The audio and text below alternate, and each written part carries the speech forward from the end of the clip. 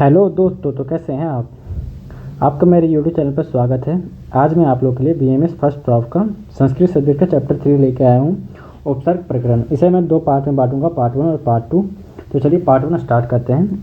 उपसर्ग प्रकरण, सबसे पहले इसमें एक सूत्र पढ़ेंगे।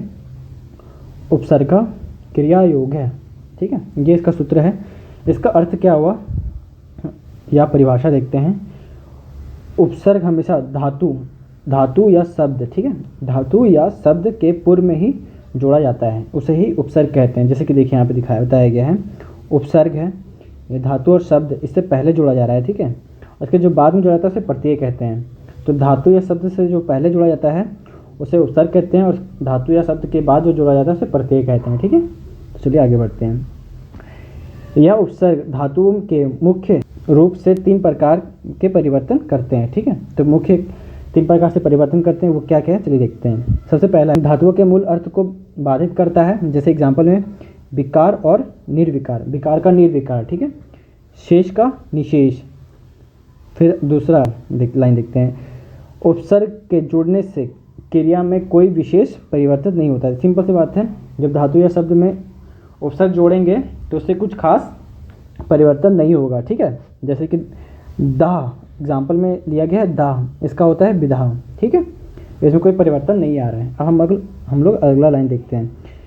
कई बार उपसर्ग क्रिया में विशिष्ट उत्पन्न कर देता है, ठीक है। जैसे एग्जाम्पल में नमति और प्राणमति, ठीक है। अब हम लोग आगे देखेंगे।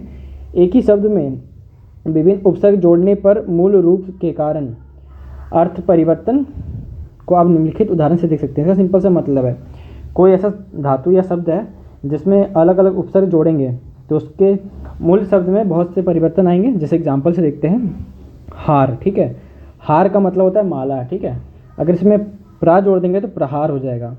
फिर हार में अगर आ जोड़ देंगे तो आहार हो जाएगा। अगर हार में अगर बिहार जोड़ देंगे तो बिहार हो जाएगा। तो बी प्लस हार बिहार, ठीक है, आप समझ गए। चलिए इसकी संख्या की बात करें तो संस्कृत में कुल संख्या इसकी 22 बताई गई है। 22 उपसर्ग होते हैं। देखिए, पर परा अप शम अनु अब निश निर दुस दुर बी अंग नी अधि अपि अति शु उत अभिप्रति अपरि अप, ठीक है। इसको याद करना चाहे आप सीधे तो याद नहीं होगा, तो आप एक काम करिए, इन सबको चाचर के पेयर में याद करिए, ठीक है।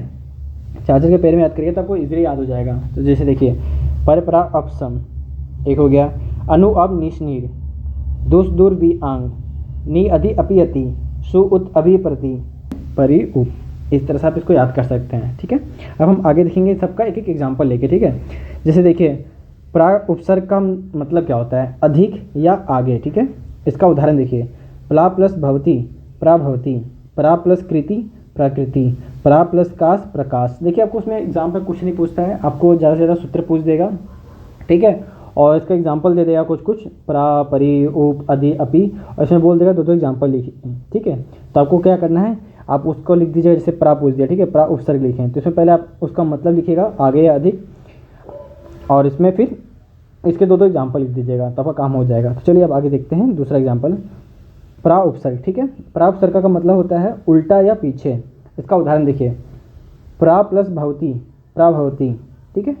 दूसरा एग्जाम्पल, प्रा प्लस काष्ठा प्रकाष्ठा, प्रा प्लस करोति प्रकृति, ठीक है। इस तरह से ये हो गया। अब हम लोग तीसरा एग्जाम्पल देखेंगे, अप उपसर्ग। अप उपसर्ग का मतलब होता है बुरा, ठीक है। इसका उदाहरण, अप प्लस करोति अप करोति, अप प्लस कार अपकार, अप प्लस कर्ष अपकर्ष, ठीक है।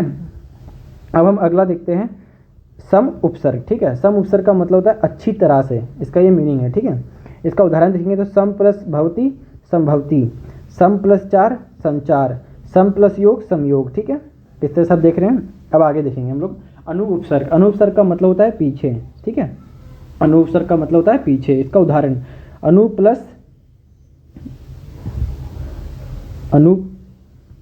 प्लस राग अनुराग, ठीक है। अनु प्लस क्रम अनुक्रम, अनु प्लस भव अनुभव, ये इसके एग्जाम्पल है, ठीक है। इस तरह से ये लेक्चर कंप्लीट होता है। अगर आपको मेरे लेक्चर पसंद आ रहा हो तो मेरे चैनल को सब्सक्राइब करें, ताकि ऐसी वीडियो आपके पास सबसे पहले पहुंचे, और मेरे वीडियो को लाइक कमेंट और शेयर करना ना भूलें।